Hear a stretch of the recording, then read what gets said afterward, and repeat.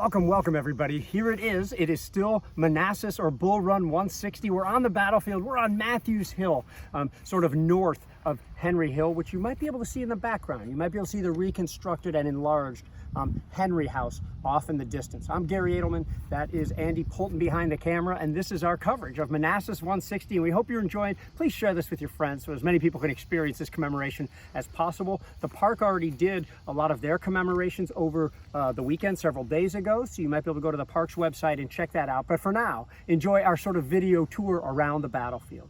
Matthews Hill is known because this is where the fighting first flared. I love my alliterations at the First Battle of Bull Run. But to set the stage a little bit, you know, we've already kind of covered the stone bridge. We went up to Sudley to the Union Crossing. Now, when the Union started crossing over there, the commander over at the stone bridge, and that is about a mile and a half, 2 miles away from here as the crow flies, Nathan Shanks Evans, you know, got word from E.P. Alexander that his left was turned. He was turned already. He took most of his soldiers, 700 or 800 of them, and rushed them over here to block the Union advance.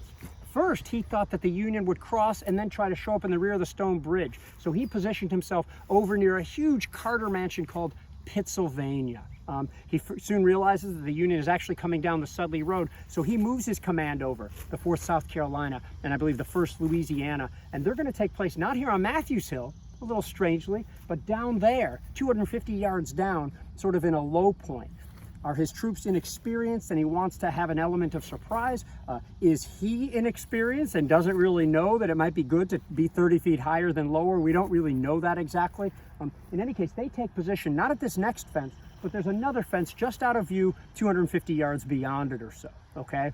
This is the morning of July 21st. The Union Army is coming down here. Again, nobody had fought in a battle. Nobody on the field had been in a battle like this, let alone commanding this many soldiers.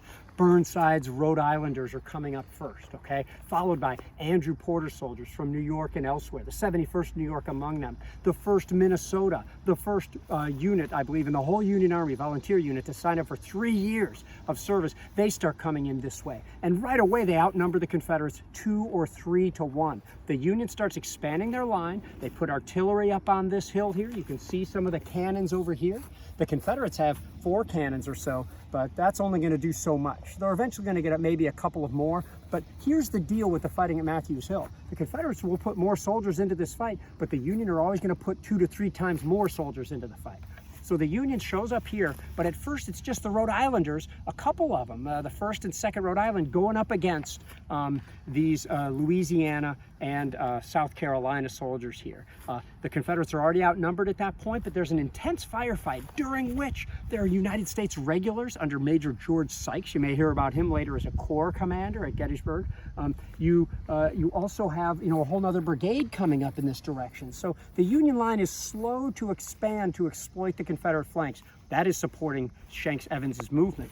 Evans knows he can't win this thing, but he is going to be the one launching the attacks again and again. The Louisianians attack into the Union force. Their commander, a guy named Chatham Roberdeau Wheat, a big man, crazy by today's standards perhaps, even crazier than Shanks Evans maybe, and Roberdeau Wheat is going to be badly wounded, and the doctor basically told him, you won't survive this. There is no record of anybody surviving a wound like this through the body. And he said, well, get ready, something to the effect of, get ready to put me in the record books.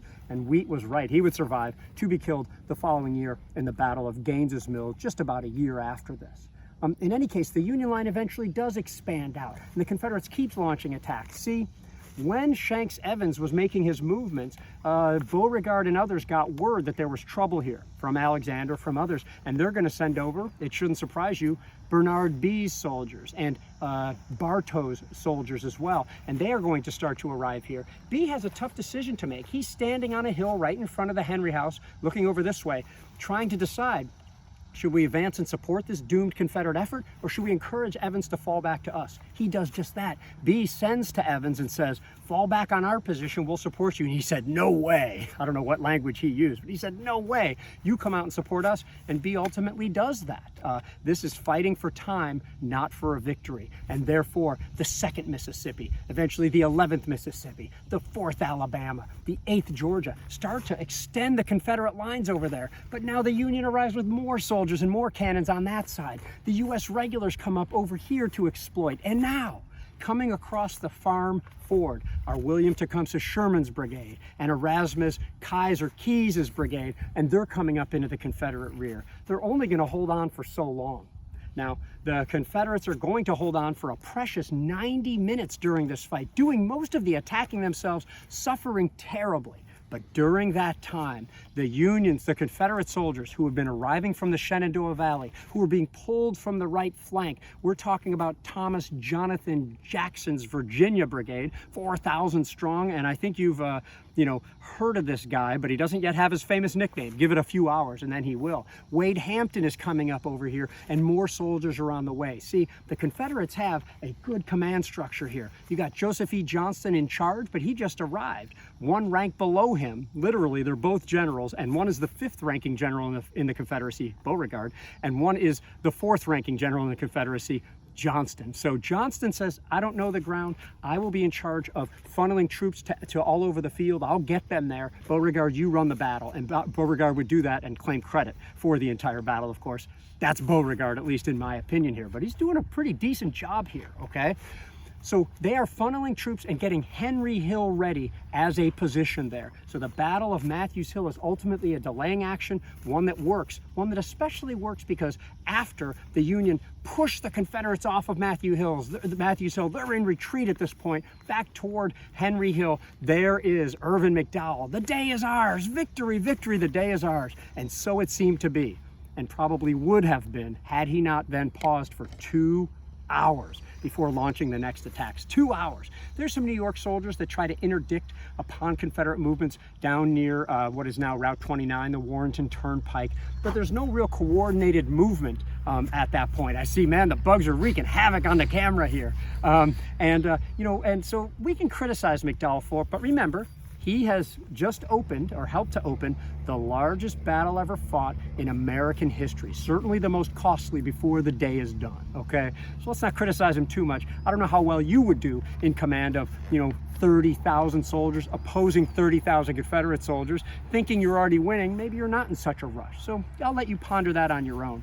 Now, one of the units that's up here, by the way, you're with the American Battlefield Trust. We hope you'll share this with your friends. We're covering Manassas and Bull Run 160, and we hope you're enjoying, and you'll check out our other videos that we have on YouTube and on Facebook. One of the units that is here is the 71st New York, and in command of one of those companies is Augustus Van Horn Ellis. You may have seen our other videos talking about Ellis at Gettysburg. He's the one who some of his last words are, "Your major, save him, your major's down," before he is killed himself. Before that, he said, "The men must see us today," before riding into battle on horseback. Exposing himself to danger, but that was one of the things you did when you're in command of a regiment if you're trying to inspire the men there. But for now, he's in command of Company I, and Company I had been given the honor of having some special Dahlgren boat howitzers, okay? And you can see one of these things here attached to that particular company. They drilled hard, they dragged these things up, from the Washington, D.C. area, and here they are, being able to work these cannons. And this is special because it's only been a couple of weeks since Fairfax County donated these cannons, the original cannon barrels, replica carriages, to, I believe at least on the carriages, to the Manassas National Battlefield Park. So you're looking here at the newest additions to the Manassas National Battlefield Park, 2 guns that were actually in the Battle of Bull Run or the Battle of Manassas. Pretty incredible stuff. Now, one more thing to show you here.